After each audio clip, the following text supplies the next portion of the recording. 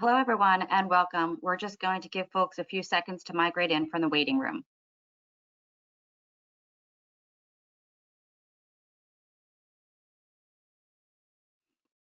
Good morning. Welcome to Taxes and Retirement. I'm Amy Music, Coordinator of Strategic Partnerships for the New Jersey Business and Industry Association. With us today is Stephen Benny from One Team Financial.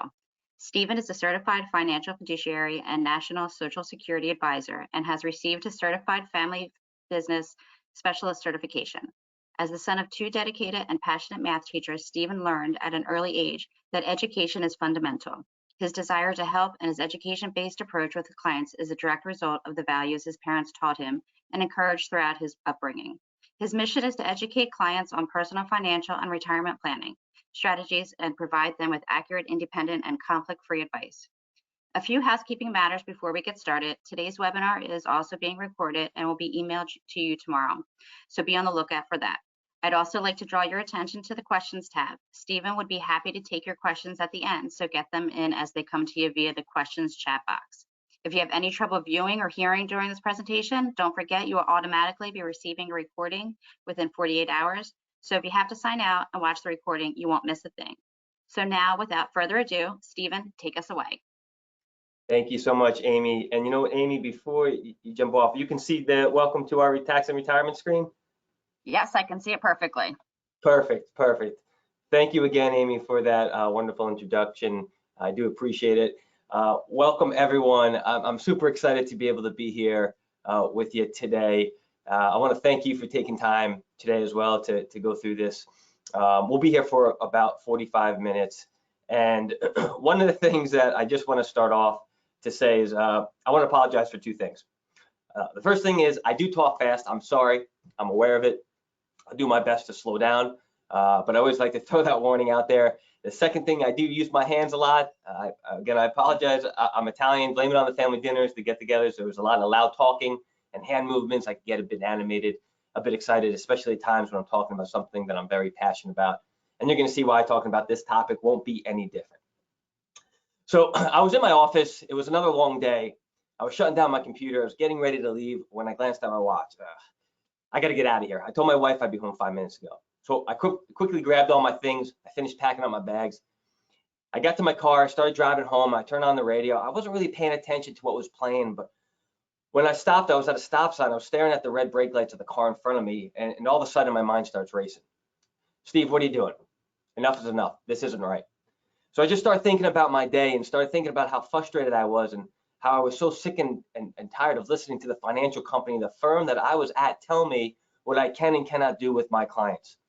I wasn't able to serve my clients because if the best strategy or solution for the client didn't match the products this firm wanted to put the client in, they didn't care. It was all about products for them, even if the client needed advice or needed a plan. I had enough. I just couldn't do it anymore. I was miserable. I didn't feel like I was truly helping people. I felt like I was handcuffed. I knew there had to be a better way to serve my clients in their best interest, where instead of the firm telling me and my clients what to do, taking a client and their retirement dreams and pushing them into different products or strategies that weren't the best fit for them, I could show up for my clients, provide the advice they needed to get them to where they needed to be. So when I get home, as soon as I walked through the door, my wife could tell I was stressed. I opened up to her. I told her everything. And she looked at me and she didn't even flinch. And she said, Steve, just go do it. Go serve your clients. And it's really all I needed to hear. So I did. I left the big firm that I was at, and over the next few years, I went out, I invested in myself and my practice. I invested tens of thousands of dollars to educate myself and get the proper training. I received credentials, collaborated with like-minded advisors, and I made it my mission to put myself in a position to help teach the strategies and the skills needed to enjoy a successful retirement. And now, instead of feeling frustrated by trying to fit my clients into some products or strategy that didn't match their needs or they didn't need, I'm able to help create tax-efficient retirement plans that I know will get results for my clients. Now, instead of feeling miserable about my work every day because I wasn't helping people the way I knew I could, now I love what I do. I'm excited to get up every day and help people because I know how to provide advice that will make their retirement concerns and fears go away.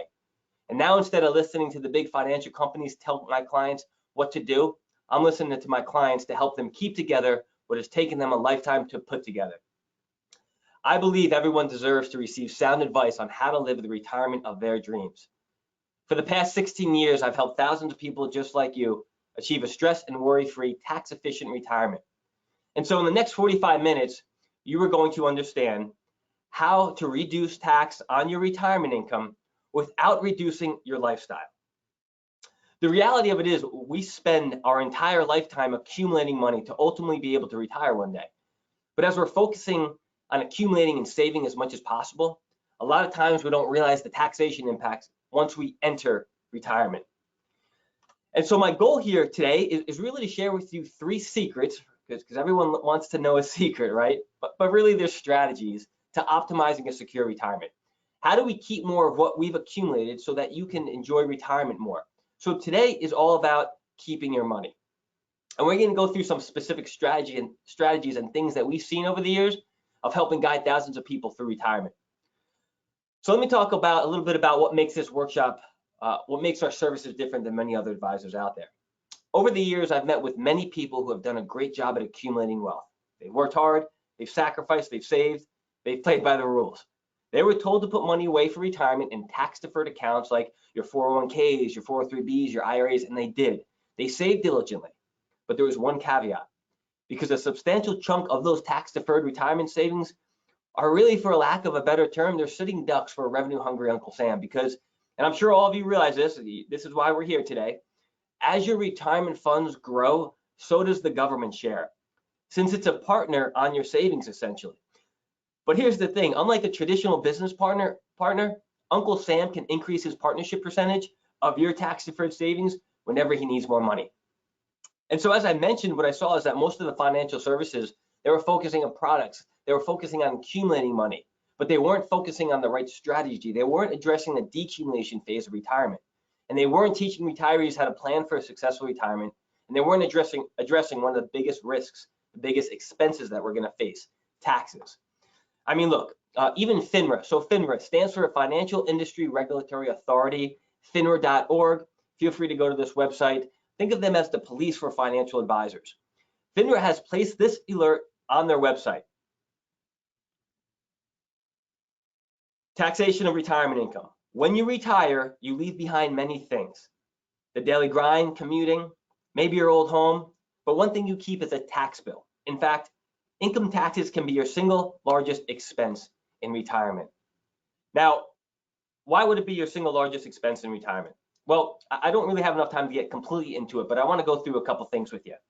Check this out. So let me ask you, if you had a friend or a family member come to you and say, hey, you know, I'm bringing in $40,500, but I'm spending $68,200. So I'm at a deficit every year of $27,700. What would you tell them? Well, maybe try to find another job, try to bring in more income, maybe try to watch what they're spending, you know, spend less, cut down expenses, do something in order to be able to cut that deficit down. Well, look to the right. Our government is essentially doing that exact thing. In 2021, the federal revenue spending was $4.05 trillion with the T trillion dollars. The federal spending was $6.82 trillion. It was a deficit of $2.77 trillion. Is there a problem here? Here's another cool little website that you can go to. You may have heard of this. It's called the usdebtclock.org. It'll blow your mind if you haven't seen it. Basically, it's a calculator, real time. It's always moving. This is a snapshot. So these numbers are not the same as they are now, because as you'll see, they continue. But essentially what I want to show you is look at the US national debt. It's over 30 trillion now. In this snapshot, it was 29 trillion. But also, if you can, it's hard to see, but if you look at the revenue per citizen in the middle of the green, little green box, it says $12,177. The debt per citizen, look to your left, it's in the middle there, it says $87,147. The revenue is $12,000, the debt is $87,000 per citizen. Again, is there a problem here? Now, look, this isn't a political conversation whatsoever. This is just a math problem, right? Somebody at some point is going to have to pay this tax bill. And as retirees, it puts us at a disadvantage, especially as Congress looks for additional ways to increase revenue because of all the trillions of dollars that we have sitting in our retirement accounts. And really, there are 2 ways to fix the problem. You either can reduce spending or raise taxes. I don't know if I have to get into probably which of the 2 that we'll end up seeing. So I've had the opportunity to see a lot of things done right when it comes to retirement planning. But I've also had the opportunity to see a lot of things done wrong. And after doing this for 15 plus years or 16 plus years, I've really boiled it down to 3 things. Number 1, retirement planning is complex. Number 2, retirement planning is confusing. And number 3, financial matters, dealing with money, dealing with retirement, it's stressful. People say that retirement is one of the most stressful events that somebody goes through in their entire life. And many have discovered this the hard way, but the great thing is by being on this workshop with us in the next 40 minutes or so, you're going to get the easy way out of it, as I like to say. You don't have to go through discovering this the hard way. And so let's talk about the hard way. What are some of the biggest mistakes that we see people make? Well, mistake number 1 is they have what I call a what-if retirement plan. They're essentially scared to spend their money, right? They go through retirement penny pinching because, well, what if we live till age 90, 95, or 100? What if we have a healthcare event? What if taxes increase? What if we have a major market correction? They don't have the confidence to actually go spend their hard-earned retirement money because they're scared of all these what-ifs in life. And they don't have a plan in place for those what-ifs. Mistake number 2, they make potentially irreversible, costly mistakes along the way. We have a client that just hired us a month ago. She's 72, her husband's 73. They got an IRS notice for $62,000 in penalties and interest. They didn't execute a rollover the right way. And we're trying to help them out with this. We're not sure if we're going to be able to fix them. I mean, look, $62,000 is a huge sum of money. These are irreversible, costly mistakes. Again, I'm not sure if we're going to be able to fix this for them. We're working on it. And so they might have just cost themselves a substantial portion of their retirement savings because they tried to do it on their own without getting professional help. Mistake number 3, people end up paying more than their fair share to the IRS instead of having that money go to themselves or the retirement of their family. Look, nobody minds paying their fair share in taxes, okay? Well, that could be debated, but for the most part. But you certainly don't want to pay more than your fair share because there's 2 types of taxes. There's avoidable taxes and there's unavoidable taxes. The unavoidable taxes are the things that are clear as day in law, we have to pay. But you could make mistakes, end up paying what we call avoidable taxes. And guess what? How many of you here have ever had the IRS come out and say, you know what? We analyzed your tax return and based on everything, we found that you overpaid.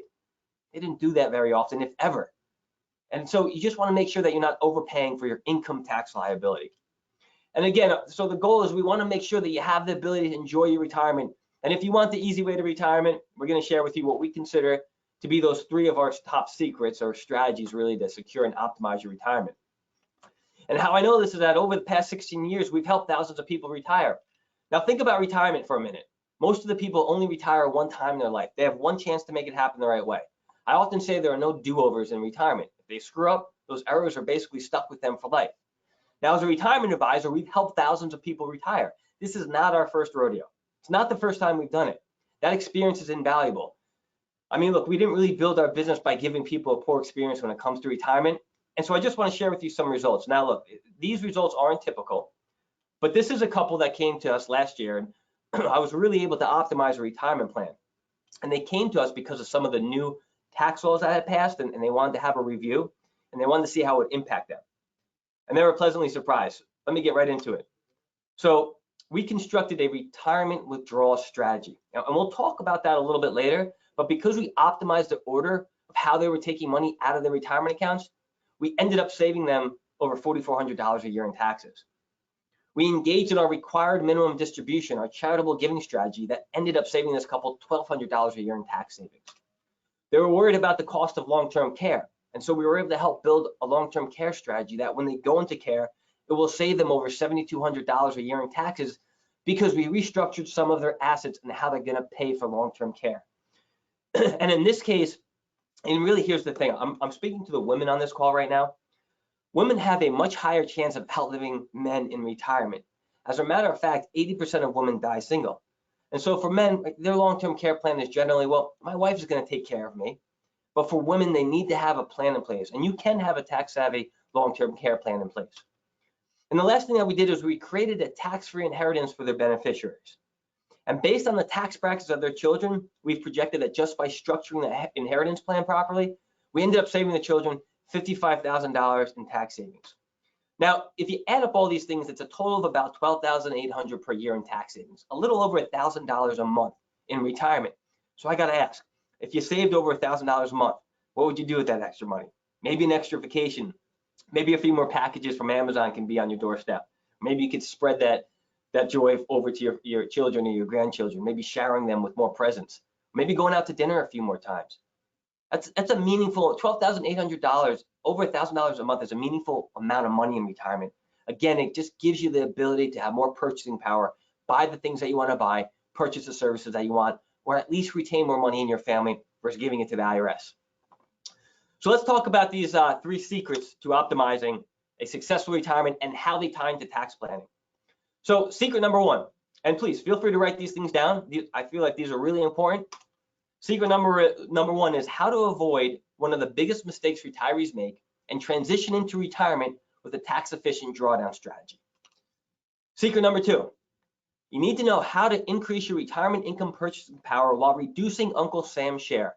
The more purchasing power you have, the happier that you're going to be in retirement because you can spend more money on the things that you want to spend your money on. You're not scared living a what-if retirement.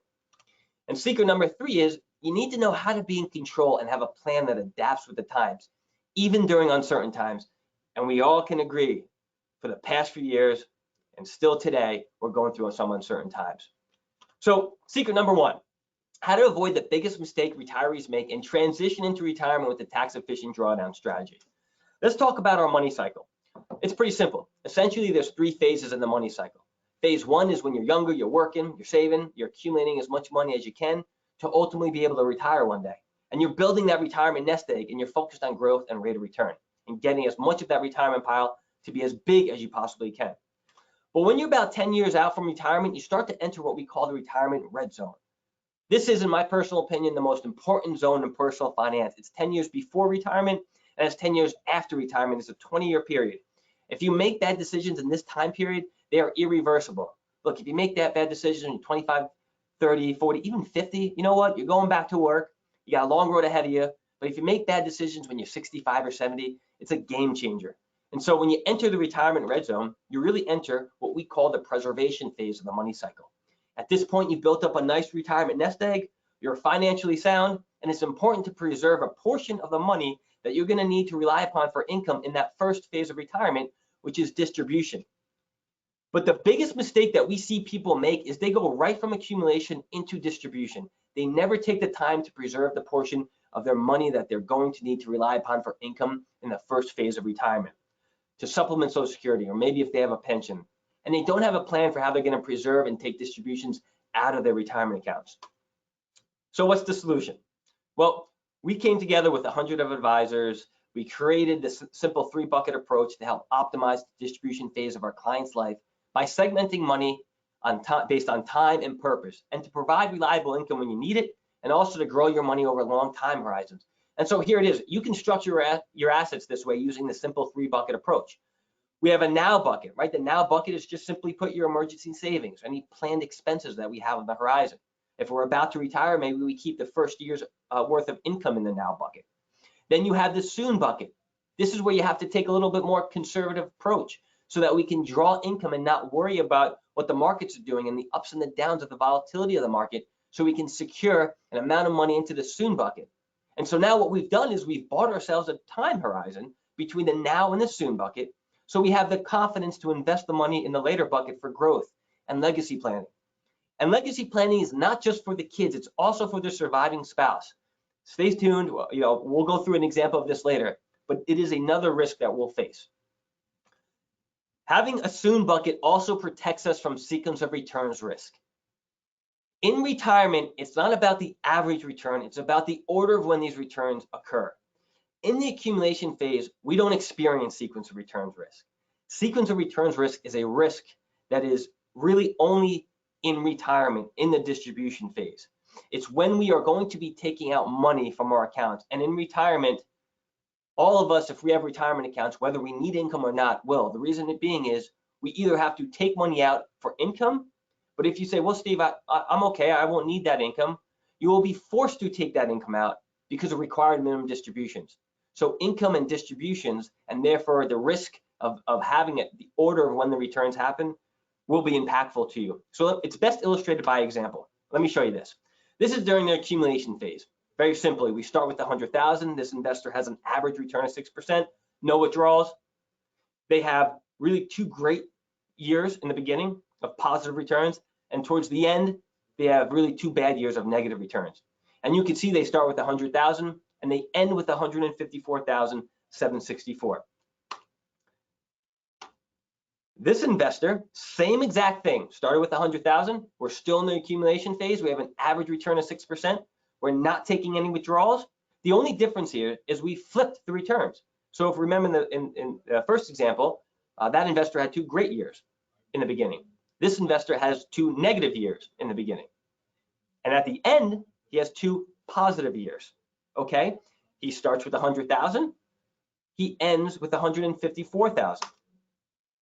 Again, if you can see here, there are no sequence of returns risk during the accumulation phase. Now let's look at the distribution phase. The only thing different here, folks, is that we are now taking withdrawals. So this investor starts with 100,000, has an average return of 6%, and is taking $6,000 a year out. They start with 100,000. They have really 2 great years. They've just retired. They get hit with 2 great years. Then towards the end of the period, they get hit with 2 really bad years, if you can see there. And what you'll see, this person started with 100,000. They ended with $105,544. Let's look at the second example. Again, the only difference is the returns were flipped. The order of when these returns were different. The average was the same, but the order happened in a different sequence. In this case, those negative returns, this investor retired, they got hit with 2 bad years. Towards the end, they had 2 positive years. But look at the account balances. What you'll see is they started with 100,000, and in this example, they ended with $38,898. One had 105,454. The other investor, 38,898. The only difference here is the order of when those returns happened. Everything else was the same, and they were taking money out. So it's really important there to be able to protect yourself from sequence of returns risk and be able to mitigate the impact of when these returns happen. So when it comes to taxes and retirement, you might say, well, how do I fill my buckets? And essentially, we use tax efficient funnels to fill the buckets. Because think of it, there's really 3 funnels that you can accumulate your money into, and then you can take your money out. So we have the pre-tax funnel, your retirement accounts, 401ks, 403bs, IRAs. You get a deduction up front, but later on in life, when you take the money out, they'll be fully taxable, like you earn the income from your employer. And there's rules and regulations, like at a certain age, you have to start depleting these accounts, the required minimum distribution, because, well, the IRS wants their tax money at some point. Now, over at the complete opposite end are your tax advantage accounts. This is where you didn't get a deduction up front to put them in, but over time, they grow tax deferred. And then when you take it out, it's completely tax free. So you eliminate the government from your future retirement with things like Roth IRA plans, HSAs, cash value life insurance. And then right in the middle, there's kind of a hybrid. And this is our post-tax or our after-tax money. This is where contributions go in with after-tax dollars. So when we pay tax up front, as we earn the money, we pay the tax up front as we earn the money, and then it grows and it's going to be taxed again on the growth of the money. And these are things like your brokerage accounts, your bank accounts, and your real estate. But for everyone out there, there's really the right formula or mix of how much money should be in each of these funnels based on the savings plan in the accumulation phase. And then the right mix or the right amount of money that should come out of these funnels in the distribution phase of the money cycle. And if we think about taxes as a measuring cup, you can measure your tax rate because not every dollar of income is taxed the same. We have what's called a progressive tax system. So it might make sense to take more taxable income, essentially pouring income into the measuring cup, or it might make sense to pull tax-free income, which would stop income from entering the measuring cup, especially if you're close to entering a higher tax bracket, and illustrated with this cup, as you can see. So it's really important to be able to manage those tax brackets as you go through and be able to have the tools to be able to have control of that. And so ultimately, the funnels fill the buckets, and the buckets give us peace of mind in retirement to know that you have a tax-efficient retirement plan. So that's all I'm going to talk about secret number 1. So secret number 2, how to increase your retirement income purchasing power, because retirement is all about checks. It's all about your paychecks. It's about your purchasing power, right? I mean, that's really what's basically going to dictate a lot of the success that you have in retirement. Think about it. The more money you get to keep, the more reliable income that you get to spend, you'd be able to go do more things in retirement. And we start by looking at tax sensitive allocation. What was that, Steve? Say that again. Simply put, we want to make sure that we own the right investments in the right accounts. It's not just about what you own, but where you own it. Why? Because certain investments like stocks and bonds are taxed differently. But certain accounts like your retirement versus non-retirement accounts are also taxed differently. So it matters what's inside of these types of accounts. It's best illustrated by this example, and this is Amy. We were able to analyze her accounts as she went through our process. She went through a workshop just like you're on now. She was able to book a call, and she felt like it made sense for us to look at everything that she had. So this is how she looked before we made the changes. She had $1 million portfolio. She had $500,000 in a pre-tax or a retirement account, and she had $500,000 in a post-tax or a non-retirement account, a brokerage account. And in each account, she had a 50-50 asset allocation. So in the pre-tax account, she was 50% invested in equities, stocks, and 50% invested in fixed income, bonds. And in that post-tax account, she was also invested 50% in equities and 50% in fixed income. She had stocks and bonds in each of her accounts, a very common mistake when we review portfolios. The reason being, it's because of how the stocks that she owned were taxed. They were better held in a non-retirement account, and because of how the bonds she owns were taxed. They are better held in a retirement account. So just a minor tweak to where she owned, not changing what she owned, placing all the fixed income in her pre-tax account and all the equity in her post-tax account, as you can see, made a tremendous impact on her overall savings, her overall wealth, and legacy that she was able to leave behind. Guys, it's just putting the right investments in the right account so that they can grow under the right tax conditions. And if we do that, look at that, excitement all around with Amy and her family. And so I want to walk you through another example. And again, this was a client who had a chance to come to our office. They were able to schedule some time after they went through a workshop. We were able to give them an understanding of a custom withdrawal, tax efficient withdrawal strategy. They had a traditional withdrawal strategy, so we were able to walk them through and educate them. And so when they first came in, they were already retired. They had, as I mentioned, as we call a traditional withdrawal strategy. They had $40,000 a year of Social Security income between the two of them. They were a married couple. They had $50,000 of IRA income, 401ks that they rolled over to an IRA, and they were taking about $50,000 a year to live off of. And they had some money at the bank and some money in corporate bonds, and was paying about $4,000 of interest income. So this couple had $94,000 of annual retirement income. And when we looked at their taxes, they were paying about $6,577 of federal tax. So they basically had about $87,000 to live off of in retirement. Now, when we built them a custom tax efficient withdrawal strategy for them, of course they continue to get their Social Security income from the government. That's the 40 grand. We dropped their IRA withdrawals to only about $15,000. We then constructed a portfolio to create some dividend income, qualified dividend income, tax efficient for about $9,000. We then were able to pull some income out of that middle funnel, the post-tax funnel, to the tune of about $15,000. And last but not least, we took some Roth IRA distributions for about $15,000.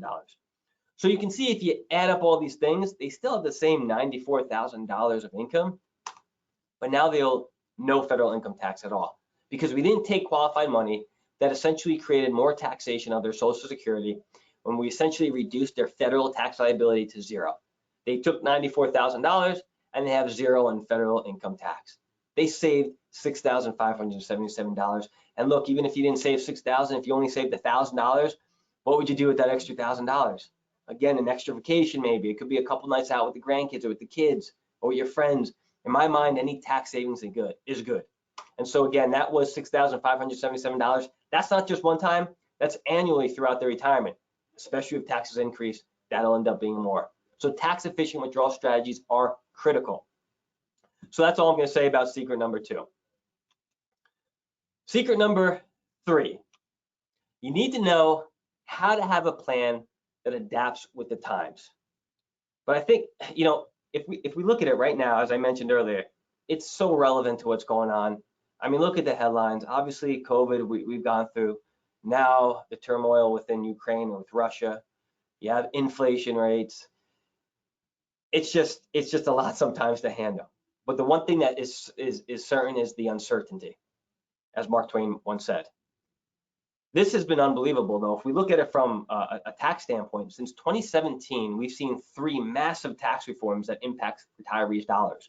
You had the 2017 Tax Cuts and Jobs Act. That was the biggest tax reform that we've seen in 30 years. We saw the Secure Act. That absolutely impacts people's retirements.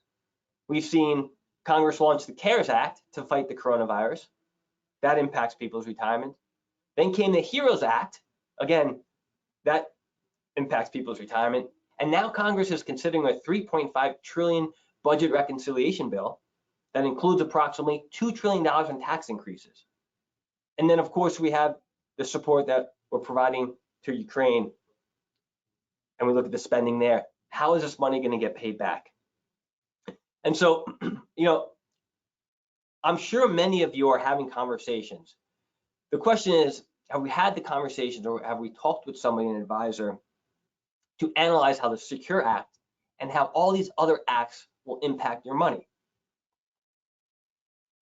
Let's look at the Secure Act. Okay, here's how it will.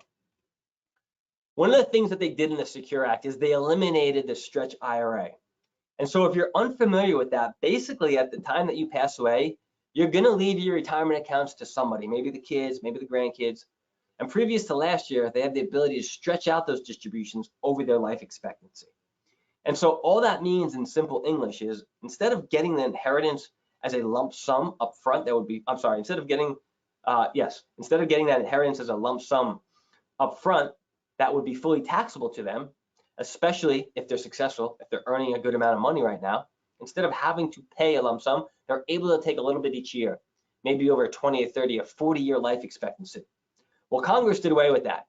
They want their money up front. They got to pay all this debt somehow. And so they said, no, you can't stretch it over 34 years anymore. You have to pay to us within 10 years. And so the beneficiaries, your beneficiaries, have to drain and deplete your retirement account within 10 years of inheriting it. So that's going to mean a lot more tax for them. But there are ways to eliminate or reduce the taxation to your beneficiaries. The other big change is if you were not yet 70 and a half, now you don't have to take required minimum distributions until you're 72 years of age. So that's fantastic news for anyone who's already not taking RMDs, because it means you get 2 more years of tax deferral before you have to take it out. And that's another big change that's going to happen, and it's going to impact people's retirement. And there's a lot of planning opportunities around that. We also have to remember that the RMD figure increases as we get older. Again, something that we want to plan for. Later on in life, we're going to have to take bigger distributions. And that could set us up to have to end up paying more in taxes, especially if taxes increase in the future. Here's another strategy that I want to share. I get a lot of questions on RMD planning. So I figured I always like to talk about this here. This is one of our clients, Tom and Elizabeth, 72 and 76. The long story short is on $90,000 of income, you can see the Social Security and the RMD. On $90,000 of income, this couple, Tom and Elizabeth, owed $4,037 of income tax. Now, Tom and Elizabeth, they are charitably inclined. So they give money every single year to the church. And after the 2017 Tax Cuts and Jobs Act, we started analyzing their situation. And we determined that they were giving about $15,000 in cash to the church each year. They were just donating it.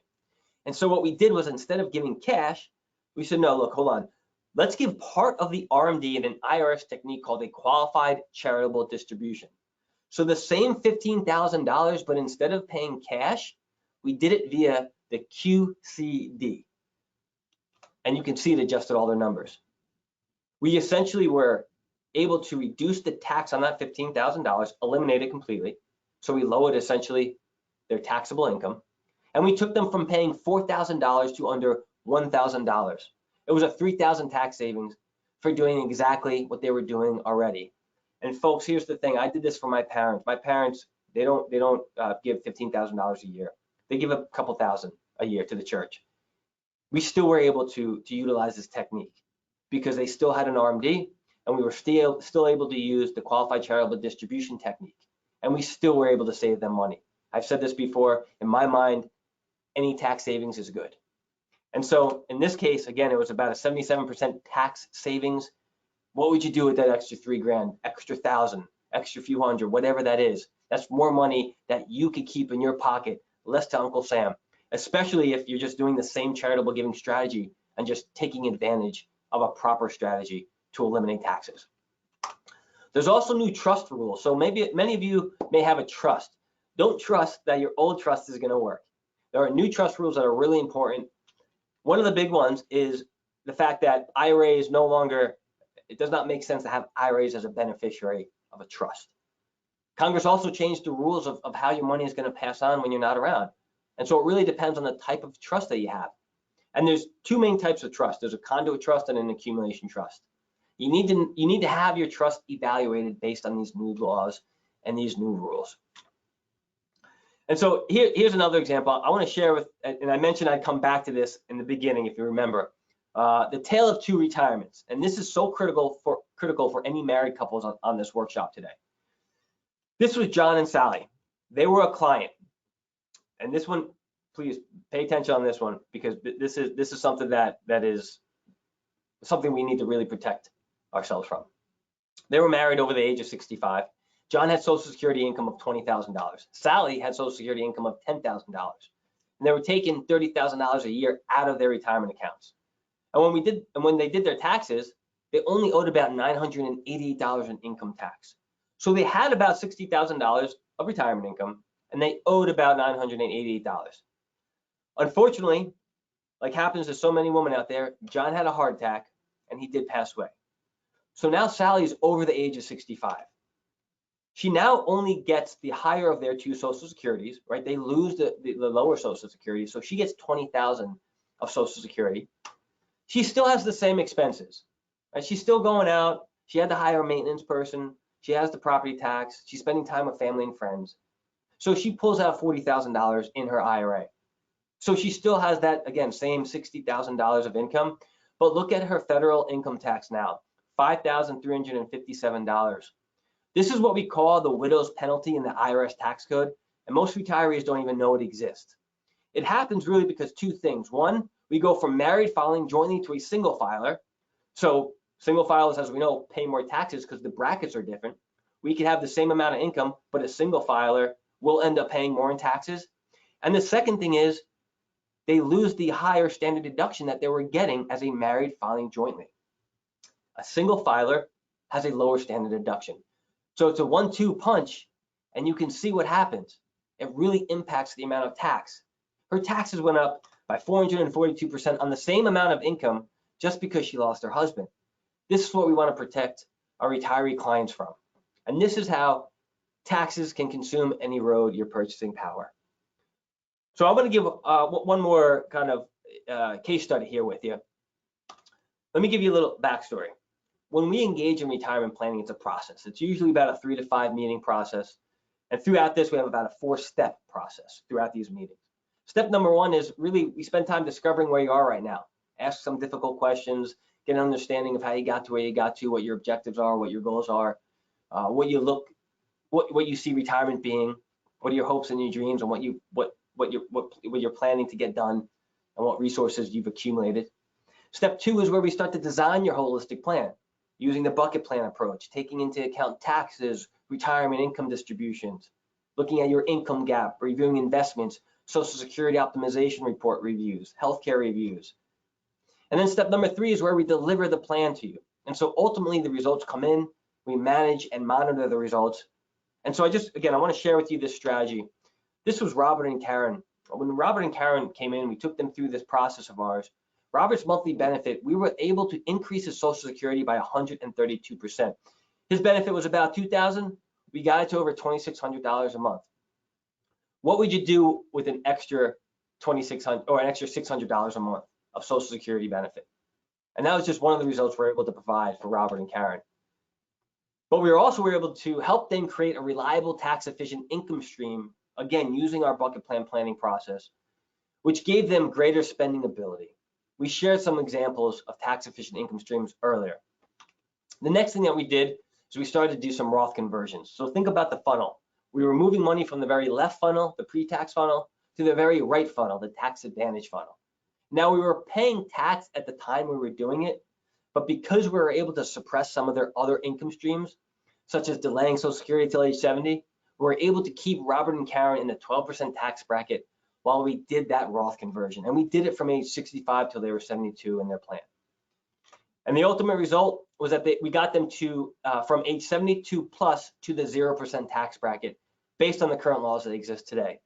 So we ended up creating Social Security income and other tax efficient income, Roth IRA money, and essentially eliminated the government and future tax policy risk out of the retirement plan. Last but not least, we repositioned $250,000 of their dollars to create a $500,000 pool for tax-free long-term care. If one of the two of them were to need home health care, nursing care, long-term care, I'm sure for any of you approaching retirement, you know how expensive healthcare could be in retirement. Maybe you've had a family member or friend go through a long-term care or nursing home. The financial toll, the emotional toll, it's huge. Think about how far $500,000 tax-free could go for you. And it's more about repositioning dollars and not about paying premiums. Lastly, whatever money was left now, Robert and Karen, we talked about legacy planning, and they said, you know, whatever's left for the kids is left. And we hear that all the time. Absolutely, my parents are the same way. Enjoy your retirement. But as we look through it and we show them, and they realize that, well, the way that it stood now, the IRS would be inheriting a portion of their money. And they said, well, look, we don't want to have a huge legacy for the girls. They have 3 girls, but we also don't want the IRS or Uncle Sam to take any of it. And so what we did was we were able to really structure a tax-free inheritance for their family and eliminate the IRS from getting their hands on their money. And that's just some of the results that we're able to produce through our process. So that's all I have to say about secret number 3. The reality of all this, though, folks, is that this planning, it helps us create more disposable income, more spendable income. The more disposable income, again, the happier that we are in retirement. One of the most common questions I get is, Steve, can you help me create a tax-efficient retirement plan? And the answer is yes. For everyone here, we're offering a free 30-minute tax clarity consultation call to discuss your specific situation and provide you advice on how to minimize your taxes and maximize your retirement, your income in retirement. After this call, really 3 things I say will happen. 1, we answer your questions, we give you the advice you need, we're able to point you in the right direction and help you out. 2, you may feel for whatever reason you change your mind. You don't feel like we'd be a good fit. And that's okay. We part as friends and leave the door open if it made sense to reconnect later in the future. Or sometimes we do determine that based on the call, we don't feel that we can help, or what we have will be in your best interest. And if that's the case, we'll let you know. And 3, and most likely, we mutually feel that it makes sense to talk further, and we'll talk about how about going to do that at that point. Again, if we feel that there is value there, and we'll discuss that at that point towards the end of the call. There's one next step for you to take. I want to invite you to book a call. You can go ahead and click. There is a link to my calendar that is in the chat box. You can click that link. You can go to chat box, click that link. You'll see it right there. Once you click it, it will bring you to my online calendar. You'll see it. You're able to kind of look at different dates, select the date, select the time that works within your schedule, and book the call that way. Seamless and easy. Picture a day when you've created a plan that eliminates your concerns, provides reliable tax-efficient income when you need it, and offers an opportunity for growth for your money, and allows you to maintain your lifestyle and feel more secure in your retirement. Picture a day when your spouse comes up to you and says, thank you for taking care of us. Or your best friend maybe comes to you and says, what's going on with you? You seem really relaxed about planning for your retirement. Picture a day when you're happy in your retirement and you're free from worry, stress, and confusion because you have a plan that will allow you to fully enjoy your retirement with complete confidence, even during uncertain and volatile times. We're one call away from that day. One call that's 30 minutes that will affect the next 30 years of your life. Whether you're years away from retirement, planning to retire this year, or you're already retired, whether you've worked with an advisor in the past or currently have an advisor and are seeking a second opinion, or whether you've gotten to where you are at on your own, this call will help you get on the road to a great retirement. I have one last thing to share with you. So I wanted to try surfing, something that I've always wanted to do. I tell my wife about this, and she says, Steve, that's great, but why don't you get lessons? You're not 25 anymore. I go, lessons? No, come on. I said, no, I'm going to try to do this on my own. So I went online, I watched the how-to videos, read all the articles, did all the research I could find, I went out and bought a bunch of stuff. Bought the best sweatsuit, bought the best surfboard, got the best wax, leash, everything. You name it, I was ready. And so now I'm standing on the beach. I got the warm sand on my feet. I'm watching the waves crash. I'm waiting for a slight break in the waves. And once I saw that, I paddled out and I paddled hard. Well, here's the thing. The research didn't inform me that just by paddling out, that was a workout on its own. So I was already winded.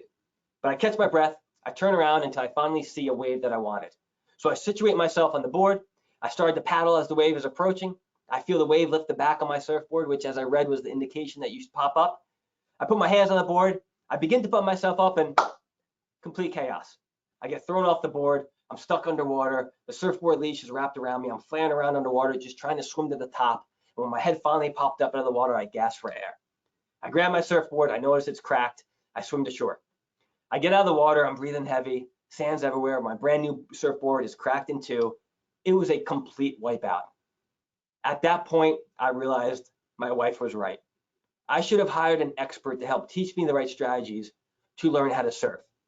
And so I did. I was taught hands-on the right strategies and techniques to use, how to understand and properly use the equipment, which equipment was not necessarily the best, but which equipment was in my best interest based on my skill level, the strategy that I needed. Height, weight. He taught me certain risks to be aware of and gave me a plan of action to protect against those risks while I was in the water. In the end, he saved me time, he saved me money, and gave me the confidence I needed to get back out and have a do-over. And now I'm riding waves, and I'm glad I got a second chance. The thing about it is there are no do-overs in retirement. You don't get a second chance. You get one chance to do it right. And just like me, when I first started surfing, you may think that you'll be fine on your own. And you may have a bunch of stuff, a bunch of products, a bunch of different accounts. You may think that they're the best, but are they the best for the strategy that you need at this point? If you don't have the right strategies and techniques in place that are in your best interest, if you don't have a plan to protect against those risks that we'll face in retirement, taxes being a big one, you'll run out of time to plan, you'll run out of money, and you'll run the risk of wiping out the retirement of your dreams. I think in all our lives, there are times when we try to do something on our own and we'd be better off hiring an expert. There are things that we don't do very often, but somebody does them every day. I think there also comes a time in our lives when we know we only have one shot to get it right. And that's the time when we want to get a partner that can help guide us through and give us the confidence to know that it will be done right. We help people every single day. Let us be that partner and help you. Thank you. Okay, Stephen, we did have some questions come through. So the first one is, should I be converting to a Roth IRA now? Thank you, Amy. Yeah, so we get that question a lot. It's not a simple, and I apologize, it's not a simple yes or no answer, because you really have to look at the situation. You know, some of the questions or some of the things to think about is, where's your current income now? Are you currently working? Where do you fall? If you remember that measuring cup that I showed, where do you fall within that measuring cup? You know, are we able to what we call a bracket bump? Would it make sense to kind of put that plan together? Or would it make sense to maybe kind of plan it out later to get an idea of what your income will be later on? Will it be less? Will it be more? So I think that the best way I can answer that is analyze the situation that you're in and see, using kind of that measuring cup process that I showed, see if you're able to maybe bracket bump and pull out a little extra income without having to overpay, because that's the other challenge of doing Roth conversions, especially if we're earning income. On the flip side, if you're retired and your income is low, then yes, Roth conversions would make sense. I hope that answered the question as best I could. There are a lot of moving parts there. That's great, thank you. Okay, the next question we have is, do I have to take an RMD from each of my retirement accounts? Another one we get a lot. So it really depends. If we have IRAs, you can do it out of one. But if we have 401ks or 403bs, each 401k or each 403b that you have, the RMD has to be taken out of that specific account. So if you have 3 401ks, you need 3 RMDs. If you have 2 403bs, you need 2 RMDs. If you have 2 401ks and 3 IRAs, you need to take 2 RMDs, one from each 401k, and you can take 1 RMD from those 3 IRAs. Okay, great. Now, I think this might kind of have fallen under the same question. We have somebody who asks, he's 50 years old and he wants to know if he should max out his employer 401k before any of the other IRAs. So if you should max out, yes, that is correct. You should max out the employer 401k.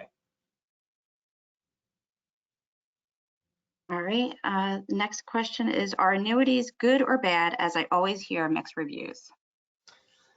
Yeah, so, look, there are a bunch of different products, solutions. You have investments, you have annuities, you have life insurance. I go on and on. Really, it's kind of like the best analogy I could give. It's like building a house, right? If you're about to build a house, are you going to go and look for all the best furniture, all the best fixtures to decorate the house before it's built? Probably not, right? First, you want to build the house. You want to get an idea of what the house is going to look like. When the house is finally built, then you can now start filling it in and doing all the fun stuff. It's kind of like retirement planning, right? The products are the furniture, is the decorations. Those products end up getting fit in once you have the plan laid out. So a lot of times, is annuity good? For some people, yes. For some people, no. But I go back to saying, how does it fit within the context of your overall retirement plan? And how does that work in conjunction with everything else that you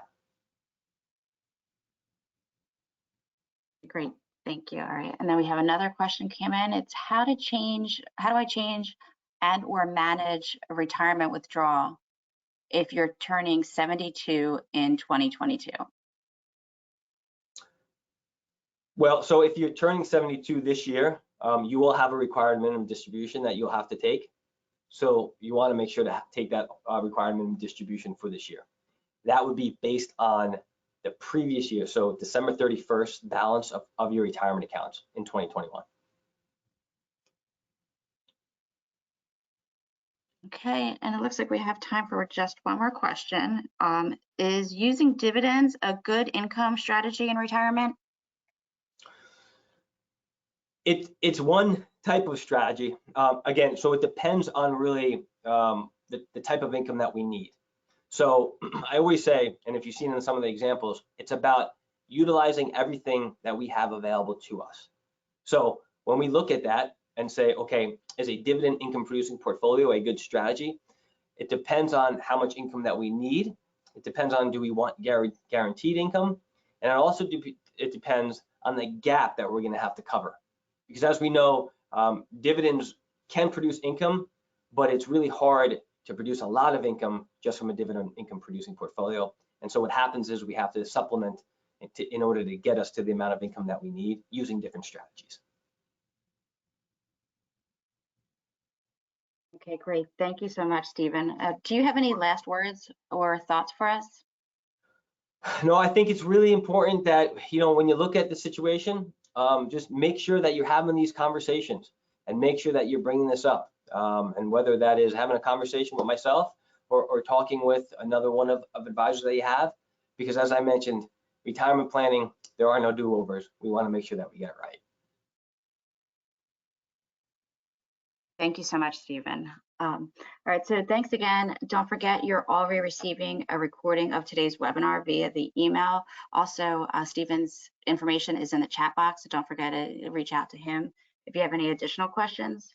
Lastly, when you close out of the webinar, a survey will come up on your screen that we hope you'll fill out so we can understand how to best provide you important information in webinar format. Our next webinar is on March 4th. That's New Jersey Secure Choice Retirement Act. That's at 11 o'clock. You can visit njbia.org at webinars, and you can register there. So until next time, for Stephen Benet from One Team Financial, this is Amy Music, thanking you for being with us today, and have a great day. Thank you very much.